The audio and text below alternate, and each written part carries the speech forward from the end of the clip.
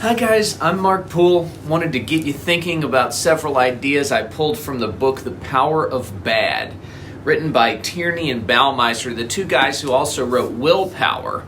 I just finished the book, really enjoyed it. The three things that I'd like to discuss are that you need to have more positives than negatives in relationships and in life. This idea of safety addiction, which I'll explain, and then the idea of a low bad diet. Interesting. So they start off the book and talk about that bad is more powerful than good, at least in your mind, and how you interpret the world. So if you have a very bad experience, that will tend to take over your thoughts more than what should be an equally good experience. That we don't have the same memory of it and we don't even have the same experience as we go through life. The same can be true in relationships. That you can remember that zinger that somebody said to you even more than a compliment or something positive. So they come around to some data that researchers have looked at in marriage and in relationships that looks to be that 4-to-1 seems to be the ratio for adequate health, satisfaction, and happiness. That is to say that you need to have 4 good interactions for every negative interaction. Now, of course, a extremely bad interaction could trump 4 positive interactions, but all things else being equal, you need to have 4-to-1. It can't be 1-to-1. If every time or every other time you have a discourse with your spouse and it's negative, your relationship is not going to last. And in general, 4 to really 5 positive interactions to every negative will lead to a high level of satisfaction in your marriage. Dr. Gottman did some research on that was quoted in the book.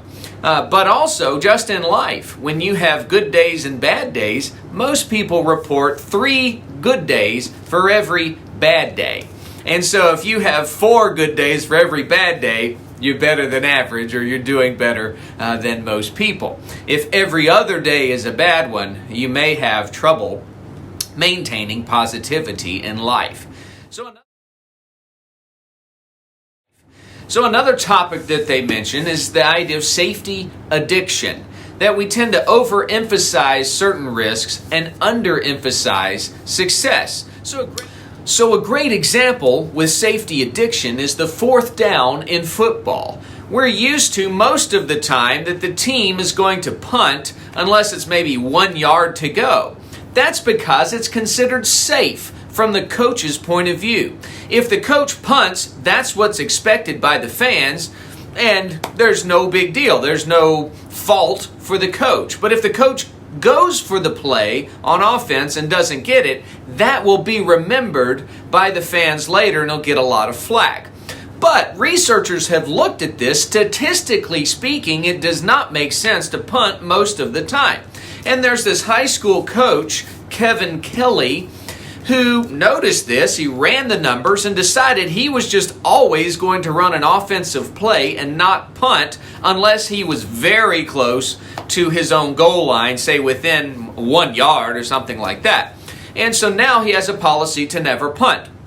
This has been considered radical and crazy, and all the fans early on thought he was an idiot. But actually, this wins ball games. It gives the offense a greater opportunity to score, and particularly in the modern day where we have offenses that can score more easily than in the past, it increasingly is an effective technique. So he has won something like 7 state championships with a team that had never won before he got there. The interesting thing is, when he tells other coaches this, they can't seem to bring themselves to try it because of this idea of safety addiction. They're addicted to the idea of staying safe so that they don't get in a tough spot with the fans and the boosters and all the others. So it's a very interesting thing. One way that he takes care of that is deciding ahead of time. He has the policy. He's not going to punt. It's not a decision. So when the pressure during the game comes emotionally, he's not distracted by that. He follows the logic of what he already decided. That's an if-then statement. If X, then Y. I think it helps me with surgery. I've decided my plan that I want to have. If that doesn't go exactly as planned, I still have plan B, C, D, E, F, G. I learned it from Dr. Shires.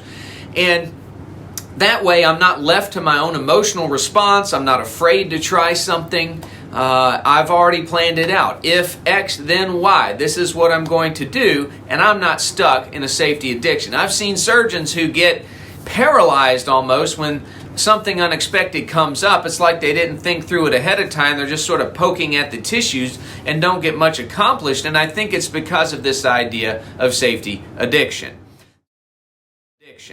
So, the other thing to mention is this idea of a low-bad diet. That most of us, at least in the United States, have a high-bad diet. This is because the media cycle is designed to emphasize the bad. That's what tends to be interesting and what you will remember. So that's what they put on television, are images and stories about bad things happening in the world, not necessarily the good things that are happening. That tends to skew your perspective, and it can emotionally drain the viewer. So if you're feeling down at the end of the day and a story comes on about a depressing topic, turn it off. And that is what a low-bad diet is all about. Try to have 4 positive stories for every 1 negative story.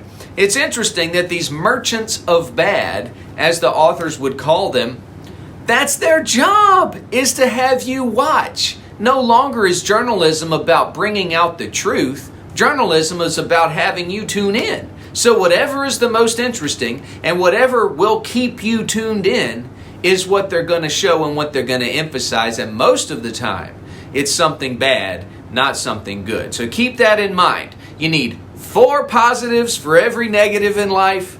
You need to avoid safety addiction. You need to have a low-bad diet. There's several other ideas I won't expound, but the idea that many different studies have suggested the lowest satisfaction in life is around age 50. As someone who's not 50 yet, that's concerning to me. But check the book out, The Power of Bad. Very interesting. A lot of cool ideas. I'll also mention that the Bible has a solution to this. It's in Philippians. Finally, brothers and sisters, whatever is true, noble, right, pure, lovely, and admirable, if anything is excellent or praiseworthy, think about these things. Those are good things. It will help you get past the bad in your life. Be sure you subscribe to my channel.